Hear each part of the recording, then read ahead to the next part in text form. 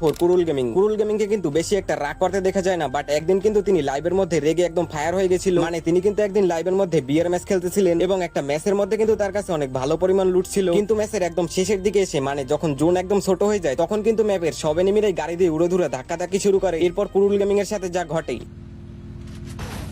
Are you কমেডিং me ভাই? Game কি গান জুট্টা গেম? এই গেম কি গান জুট্টা গেম নাকি রে ভাই? গান জুট্টা গেমের গুষ্টি মারি, গাড়ির কভারে গাছের কভারে, তাও বলে গান জুট্টা গেমে, বলে গাড়ির ধাক্কা খায় মরি রে। কি গান জুট্টা গেম বানাইছে রে ভাই? কি গান জুট্টা গেম ডেভেলপ করে রাখছে এরা? গাঁজা খেয়ে ডেভেলপ করে নাকি গেম?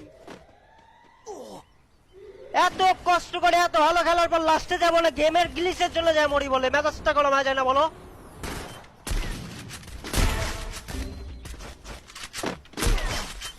আরে শালা বম মেরে বলে মরছে।